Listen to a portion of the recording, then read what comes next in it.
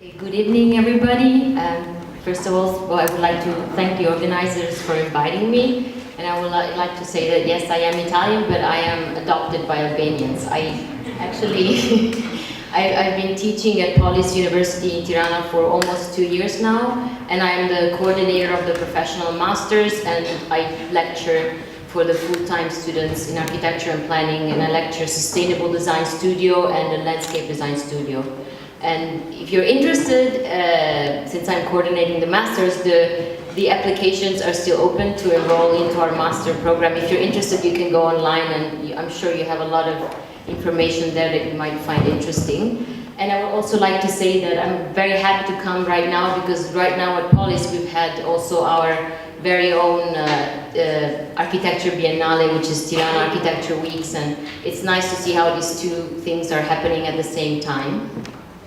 So let me start by explaining what we're going to talk about, me and Julian, because our lectures are a little bit connected in a way that what we want to do is we want to talk about, obviously, energy efficient retrofits for buildings. And we're doing that because last year I started my first sustainable design studio in Tirana, and I decided to introduce this topic, which was quite unusual for a studio in Albania.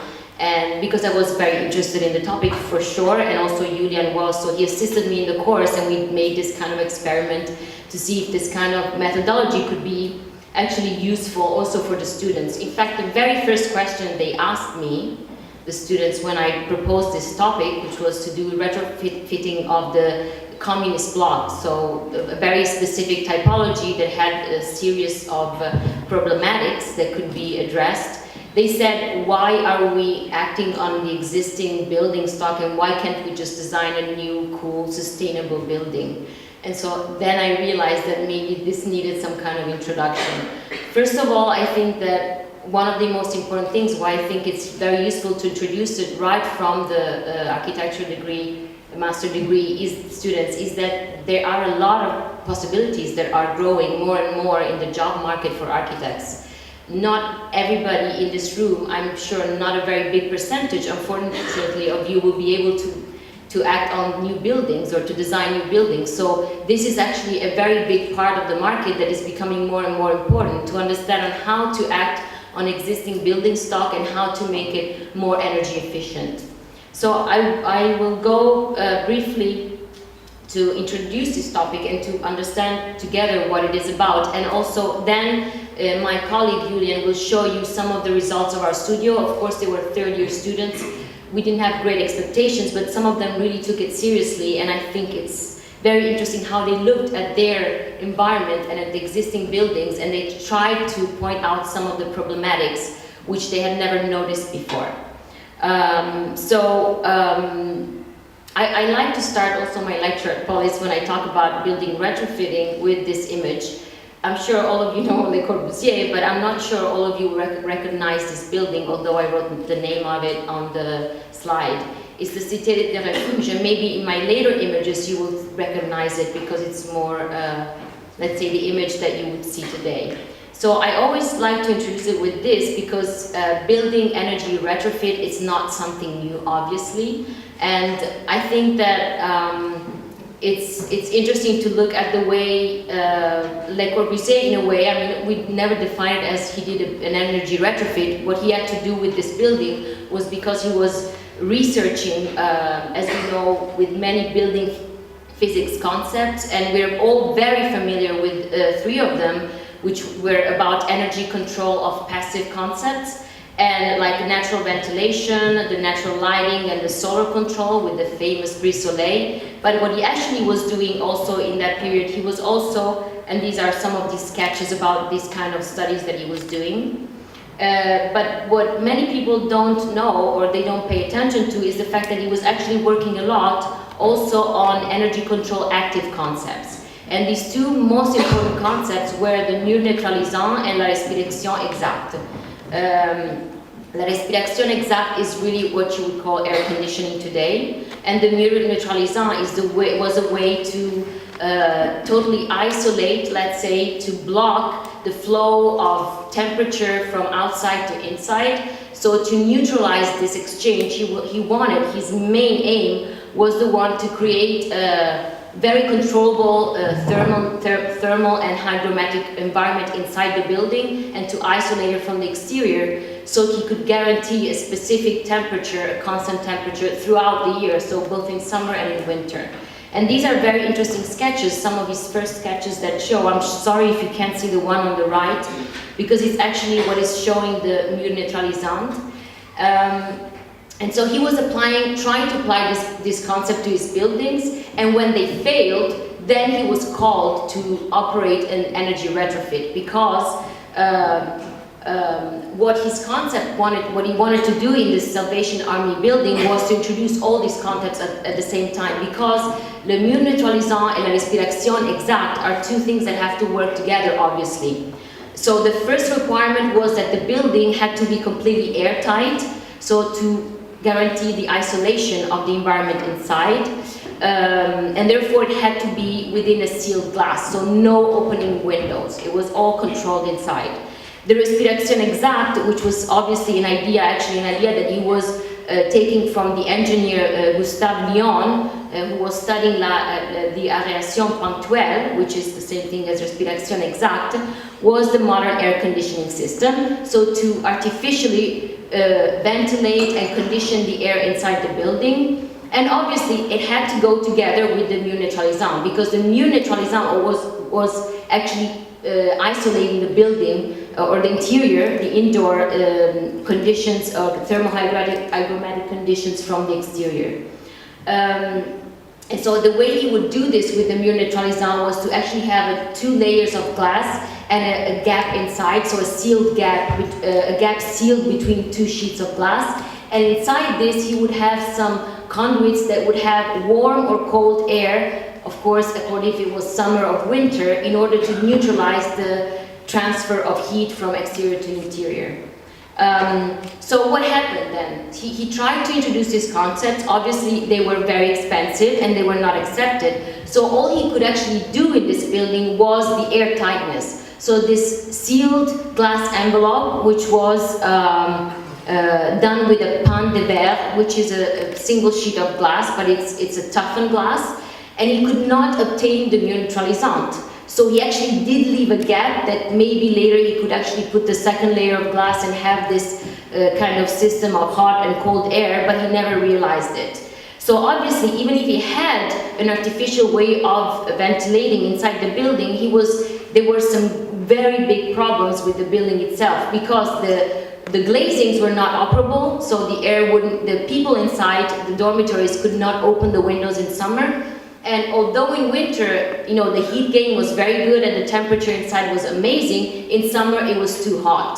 So what they did is the owners tried to convince Le Corbusier to actually have, to refurbish the building, to get some modify it in order to make it more, let's say, comfortable also in summer. And many times, and they asked him just to make the windows openable. And he always refused, because this was going against all his concept of the mur neutralisant. So what happened is that there were a lot of discussions, and all they could, they actually did a lot of testing also to see what was not working in the system of this building. And in the end, all these discussions were interrupted by the war, when the entire facade of the building was bombed.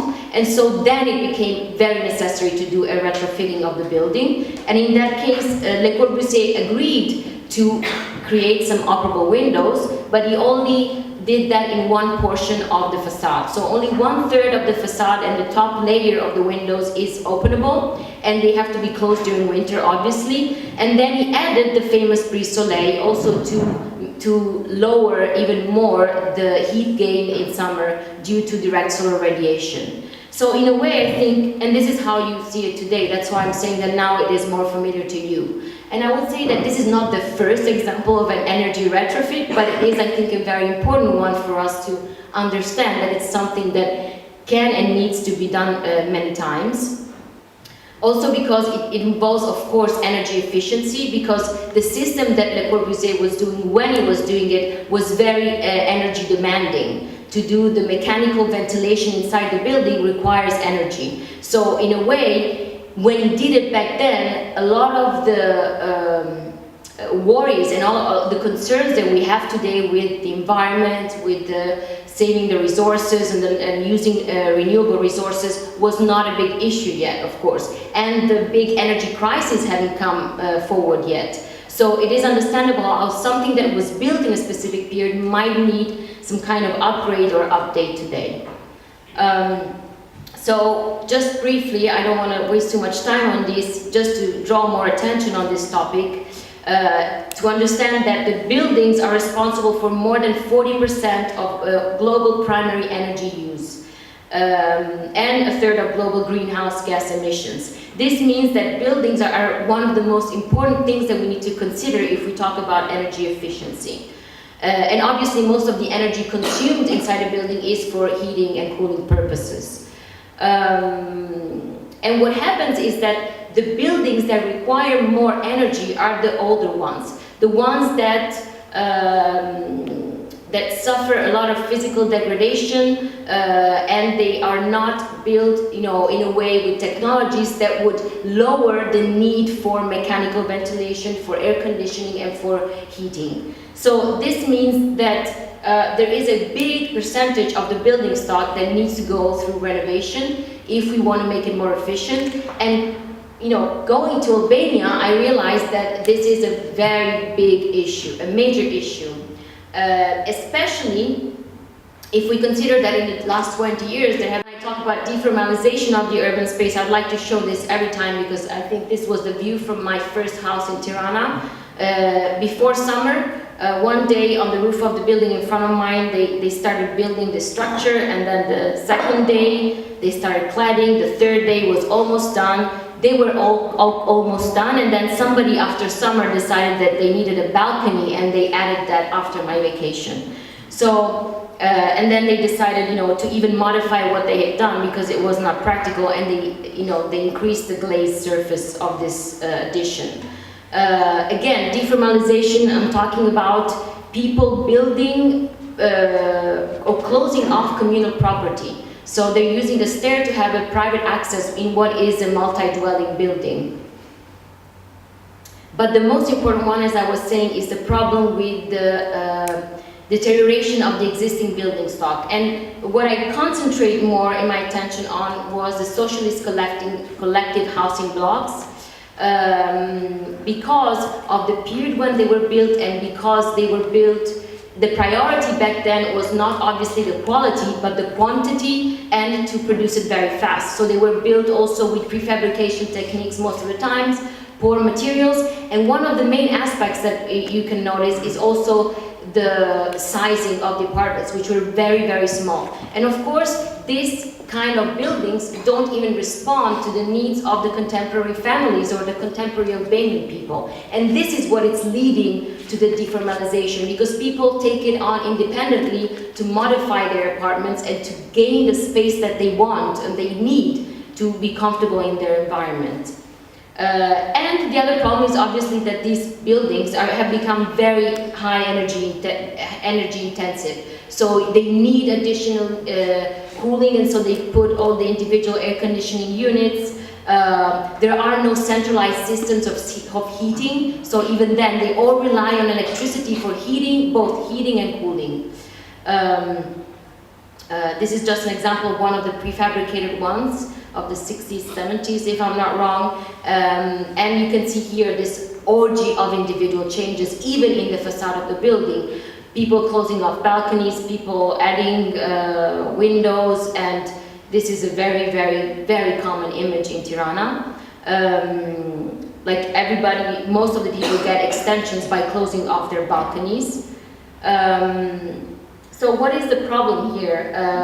Is that the main technical problems of these buildings are the fact that they don't have proper insulation, and that's why they have to rely so much on mechanical heating and cooling. They have very old fixture windows, and so they have a lot of air leakage between them. There's a lot of thermal bridges, and they consume a lot of energy, electricity mostly. So if we can operate retrofitting strategies, we can lower reduce the heating and cooling demands by 30–40%, and with even more advanced systems, we can lower them up to 80%. Obviously, there are different kinds of energy retrofits, but what I'm more interested in is the idea of a deep energy retrofit, which is not the one, because a simple energy retrofit will only look at upgrading the cooling and heating system, a mechanical system of heating, cooling, and air conditioning, heating, ventilation, and air conditioning, whereas in a deep energy retrofit, you are also trying to minimize the energy loads that make it necessary to have the heating, artificial heating and cooling. So in a way, it's more thinking also about passive techniques to make it a more, let's say, efficient building in terms of energy. So briefly, when I try to convince my students what are the advantages of operating an energy retrofit over an existing building, and not just demolishing it and building a new building, because there are a lot of factors that need to be taken into account, and one of them is obviously is the fact that you have to take into account the embodied energy of the building. So that is the energy that was employed to extract the materials and to manufacture the materials, to work the materials before bringing them to construction site and constructing it. So it's not just the energy that was wasted during the lifetime of the building when it was operational. It's all these things, and they need to be, the embodied energy of the building needs to be compared also with the energy that you have to use when you just demolish the building, and when you either recycle it or you just, you dispose of the materials. So, and this can be evaluated with a life cycle perspective analysis, where you take into consideration all these energy components, which I was showing before, and obviously also the energy used to refurbish and to maintain the building, so the maintenance energy. Showing you, if you make a comparison between the energy needed for the demolition and the embodied energy of the building, then they're just, there is a difference in quantity, but that the most energy is obviously the one consumed during the operational phase of the building. So the advantages are other though. So one of the main advantages is the fact that you can anticipate. So it's an existing building, you can see it, you can monitor it, you can measure quantitatively and qualitatively what the problems are. You can actually know how much people are paying for their energy bills. So you can actually audit the building, and this means that you can gather enough information to do the right kind of energy retrofit. And actually the post-occupation evaluation is something that is very big lately. A lot of people are working on this. The other advantage is organizational. So most of these kind of energy retrofits, not all of them, but most of them can be done with the occupants that are staying inside the building. So this means they don't have to be taken somewhere else in another building, demolish their building and build it anew. They can stay inside with some kind of annoyance, obviously, but they can stay inside. And then there are, of course, financial advantages because you can save on energy bills, but we will see that this is also one of the barriers, because it depends who is gaining, who is profiting from the financial aspect of it. Is it the building owner, the occupant, or not? So among the barriers of retrofit strategies in multi-dwelling buildings, we have, of course, organizational problems. It all depends a lot on if the building has private owners for each apartment, or if it's owned by one person and that there are occupants that are paying the rent, of course. And obviously there has to be willingness by the owner to implement these changes. And the problem is also a financial one, because most of the times, or sometimes, if it's a rented apartment, the apartment owner will have to pay the money and so make the investment, but most of the financial advantage, so the lower energy bills, for example, will go directly to the person that is paying the rent inside. So this is, it depends from the situation. And the other barrier is obviously a technical one. So many people lack knowledge on rational use of energy and renewable energy sources. So it's a topic that they're not very familiar with, and they don't want to, you have to pay quite a lot of money in advance, and then the return comes in years. So this is a big turnoff for many people.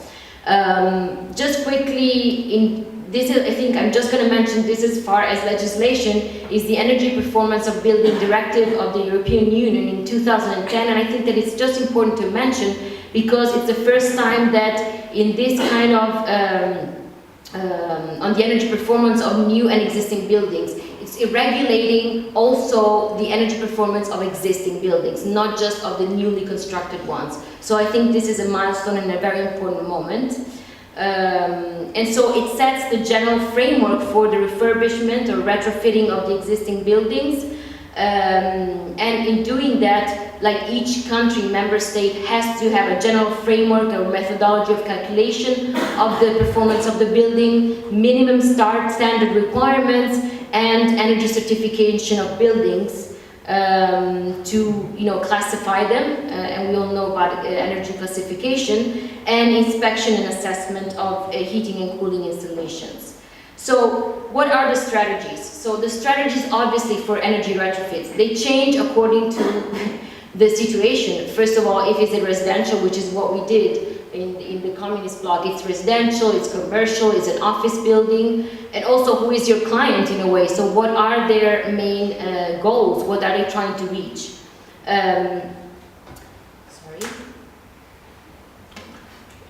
But most importantly, we need to understand what is the surrounding social and climatic context in order to define the performance requirement of the building. So this key word, performance requirements, is what I will mention when I show some examples over and over again. Because that's what's setting us, what is telling us what is the most important thing that needs to be done in this specific condition as far as social and climatic context. Let's say more in general, the phases of a retrofit process are the analysis of the social and climatic context, evaluation of the state of the art of the building, and that can be done in many different ways and with different levels of precision. So the energy performance of the building and the state of the materials and the components of the building. Establishment of these famous performance requirements and identification of the problems and the potentials and the objectives that wants to be reached. And then you can identify or define what the retrofit strategies are. So I'm just showing this image to show when I'm talking about analyzing and evaluating the state of the art and making it as, like you can make an analysis of what are the most critical points on the facade of the building, where there is, for example, there are old windows and it's showing you that there is heat loss in specific points of the facade.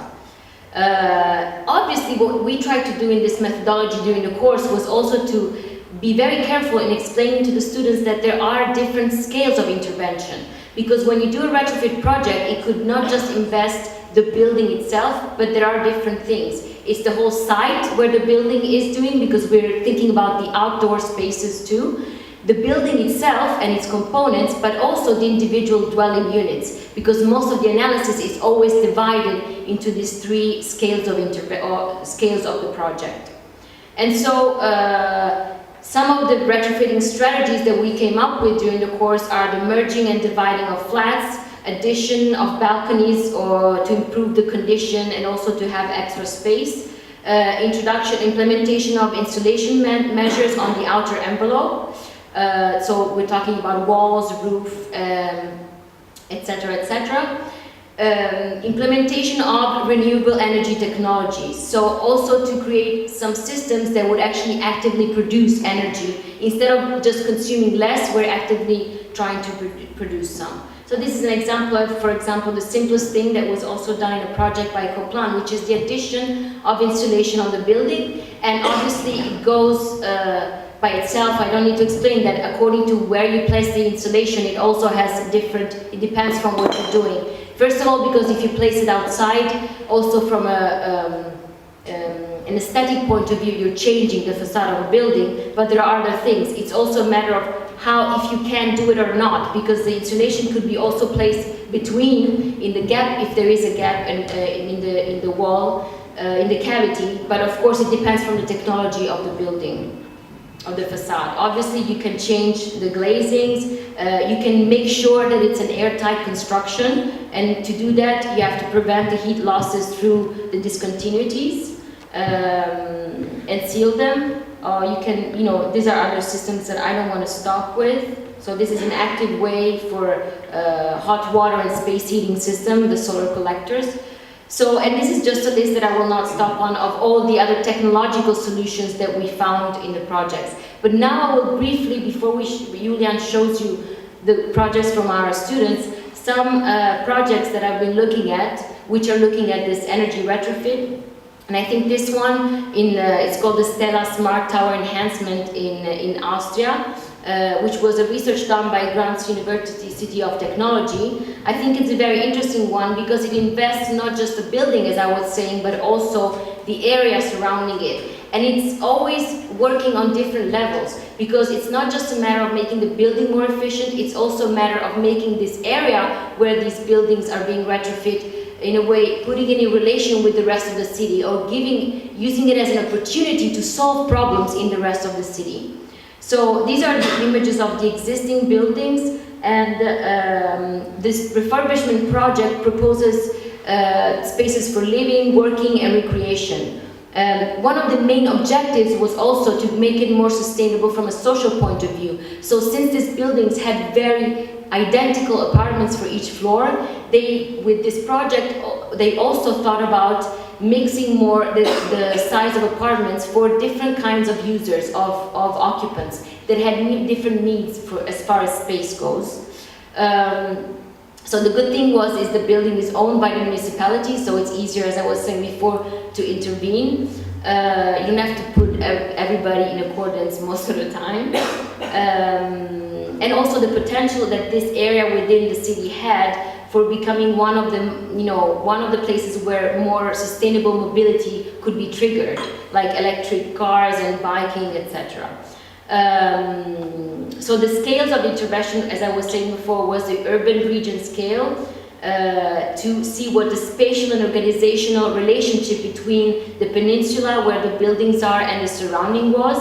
Then there was a district scale, to create a mix of uses, which made it more sustainable, and more recreation areas. And then there was a scale of the building, which had a lot of focus. The main focus was the addition of these facade modules, which they call a buffer area. So the entire building, and you will see also the other advantage is the fact that it had a very irregular surface, and this was causing, obviously, in the ratio between surface and volume, it's causing for a greater surface and more thermal dispersion. So they kind of made the building more compact by adding all these modules around the buffer zone.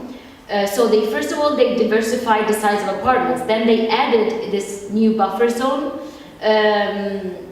which was obviously had a very important meaning. It was adding surface to the apartments, but it was also serving as a buffer zone as far as thermal performance goes. So it was like a greenhouse, which was giving you a sun space also during cold winters. And the other advantage was they were adding an extra story. It was a step-by-step renovation, so not all the refurbishment had to be done in the same day, getting everybody out, but it could be done gradually, and it could become a prototype that could be developed in the other buildings of the peninsula. So this is actually on the left, the original shape of the apartment. See how the surface of the building is very irregular. So on the right, by adding the buffer zones, they made it more compact, and they added surface square footage. But also, the thermal buffer zone is giving additional space, and it's very good from a structural point of view because it's not, apartment was added to the surface of the apartment. So they were gaining 50% more with this space. And then the other innovation was, obviously, as I was saying before, in the scale that is related to the surrounding area, is creating this ground floor e-lobby, which is more open to the outdoor and to the public, and it's a place where they can have car sharing and electrical charging for the e-cars, and also other public or commercial uses which are for the entire community and not just for the people living in the building. This is another example. This one is by Le Canton et Vassal, and it's in Paris. And it's almost the same concept in a way that it's adding a buffer space. So on the left and in the center, you see the different refurbishment phases that the original building and the first refurbishment, And then you'll see on the right how they operated this by adding balconies that can also be closed with sliding glazing units. And on the left here you can see how they removed the facade and they added these modules. And from the images on the right you can see how you can do that while the people are actually still, in some cases, in the building. Or you can do that step by step, not all at once. And this make it more sustainable. And this is showing how it is completely independent structure. These are these new buffer sun spaces added that can be closed during winter.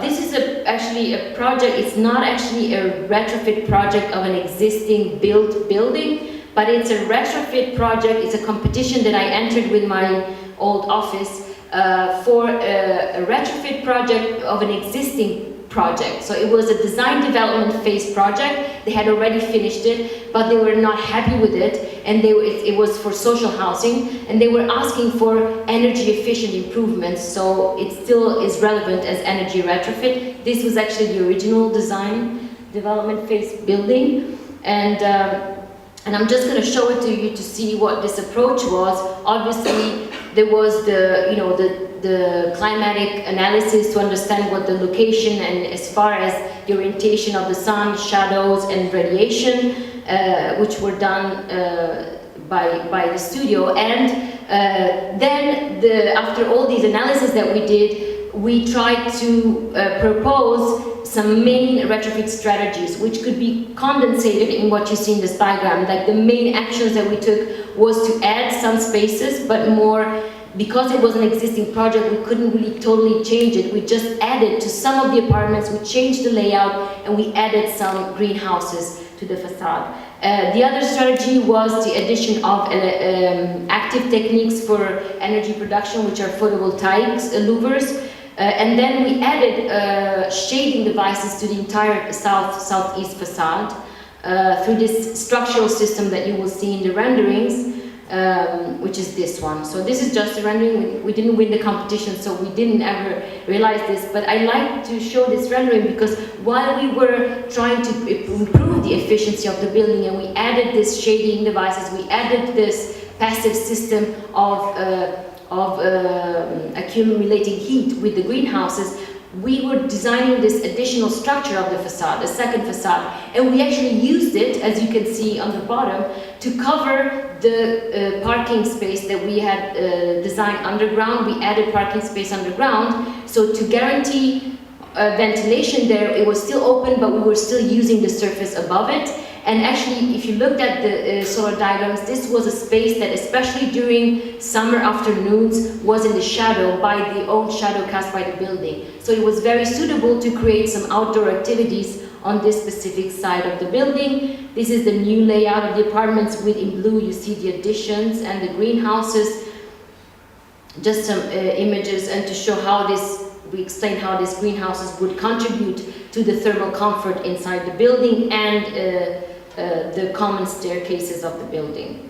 There was also a ground source heat pump system for ventilation, and the green roof, which was guaranteeing, one of the requirements was to recycle the water. We added a green roof in order to be able to filter not just the smog and to absorb most of the rainwater and to then recycle it for watering the plants. So these were all residential buildings. Now, just the last two very quickly, I'm going to show, even if they're not residential, because I think that a lot of the retrofit strategies are very interesting and they could be applied. But here I want to stress the fact that the performance requirements of, like this one, which is like an office building, because it's the headquarters of this ATER structure, had a completely different requirements, and so the strategies must be different. So the requirement was to do a retrofit of the building, but obviously we had a lot of restraints because we could not alter the aesthetic appearance of the facade of the building.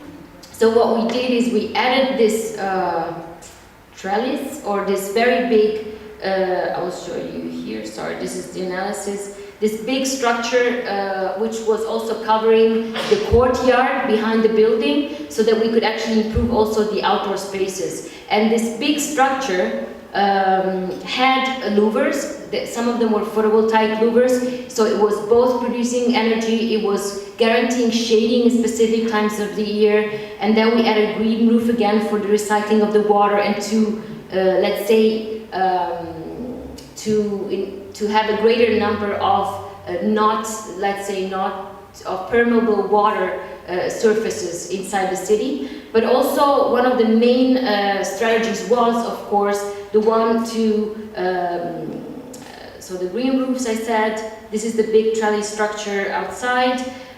One of the strategies was to change all the windows of the building, and this is when the performance requirements are very important. So one of the needs was for the offices to avoid gaining too much heat gain during summer, but to have a very good level of natural lighting inside. And as you know, in an office, the best thing is to have a very uniform lighting, no deep shadows, very diffuse lighting. So we came up with substituting it with this existing system, advanced glazing system, which is produced by Oca Solar, and we chose the Oca Solar product, which has the louvers that are actually designed with the right inclination angle, rotation of the angle of the louvers is for a specific facade in a specific climatic latitude and longitude region. And they guarantee, as you can see in the bottom here, I don't know if you can see in the bottom system, they guarantee for the winter sun rays to enter directly and they reflect the summer rays. So this, and they also, because of the way this louvers, the material is made, they guarantee a good diffusion of light with no dark, deep shadows. This was the system of grey water collection and recycling. And this is the courtyard where we had to leave some open air space, open space parking lots, but the rest was for outdoor, you know, just with furniture and for staying outside for the people. And to guarantee some privacy, we created this green wall fence, which was in a way, first of all, it was improving the microclimate because you know, the air was blowing through the vegetation and so it was freshening the air, but also it was guaranteeing some privacy when you were sitting inside the court from the road outside. And this is the system of the green wall fence. And the last thing I'm going to show you is this other, because this is actually like an experimental project, it's not mine. This is the Zero Energy building in Singapore, and for the Department Building and Construction, and they use this retrofit of this building to show as many retrofit strategies as they could in one building, but they're all distributed into different parts in the office of the in one of the office space. So you will see what the requirements there were in the visitor center and in the viewing platform. It's a platform from where you can view all the interventions and the overall building situation. So I think some of the most interesting one, again, it's not a case that many of these strategies can be all condensed in different layers on the facade of the building or by applying an extra layer to the building. Again, here they added a structure that had louvers for shading, but they were integrating photovoltaic cells. So building integrated photovoltaics are actually very important to discuss, because people tend to think, okay, let's put a big photovoltaic panel on the roof, a monocrystalline panel, but the best things are when you can integrate these in the architecture of the facade. So they integrated these to the structure, and they also integrated a green wall to improve the microclimate, also to do a bit of shading, or maybe also for privacy in some areas. And this is the green wall. Mind you, there are some problems into introducing vegetation on the facade of the building, but it's not what we will discuss today. Then for natural lighting, which as you can see, as you can imagine, it's indirectly influencing the energy use or and the use of energy in the building. Because if you have more natural lighting, especially in an office building, you're going to use less artificial lighting. So there are 2 or 3 strategies that are very important in this case. One is the mirror ducts. So these are ducts that through different and multiple reflections within the duct, which is this aluminum thing you see outside, they can bring the light deep down into the room and then, you know, distribute it in a specific spot. So if you have a very deep office space, you can reach very far down the office space. Then there are light pipes. This is when sometimes you don't have direct access from a window, or it's something that is underground. So if it's not reached by direct solar radiation, then you can have these light pipes that look like neon light really, but they are natural light, which is reflected in this pipe many times. This is a light tube again. It can be used in housing too sometimes. And then you have the light shelves. Again, these are to reflect, so they have a double function. They can be shading device because it's an overhang that is casting a shadow on the glazed surface of the building, but it's also reflecting the light deep down inside the building, and it can reflect it up to the ceiling too. And if it's white, it's going to diffuse obviously the light again in the office space. And again, here these are other examples on how even the shaping of the ceiling can contribute to how you reflect the light inside. And again, active production of energy with photovoltaic canopies or traditional solar panels. For ventilation, passive ventilation, they installed solar chimneys. So solar chimneys, they're using they're used to naturally air condition the rooms that do not have air conditioning. So they're made of metal because the metal absorbs solar radiation, and through the stack effect, it sucks away the hot air. And again, the roof garden, so the many advantages of a green roof, which can even be an edible garden, so you can grow vegetables, is that it's good for insulation of the ceiling, which is one of the surfaces you need to consider, and it's very good for the microclimate, for freshening the air, and also for absorbing rainwater. So the other last thing, very cool thing that they introduced was this cool pavement. They used actually cool pavement coating and also another kind of a cool paint for some of the facades of the building. And the cool pavement coating is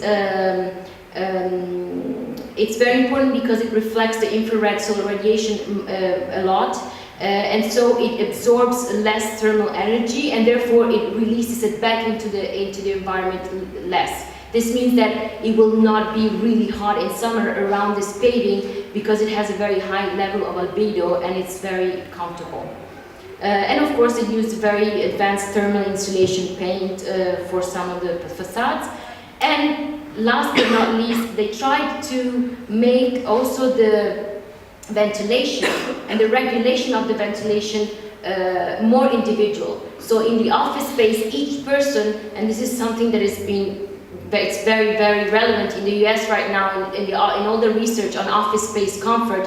This is the big thing going on, is how to make it possible for people to individually regulate not just the temperature, but the air of the ventilation. Because most of the buildings, they don't have direct access to windows, so they cannot open the windows and have access of fresh air. And this is psychologically a very important component to guarantee the comfort in the working environment.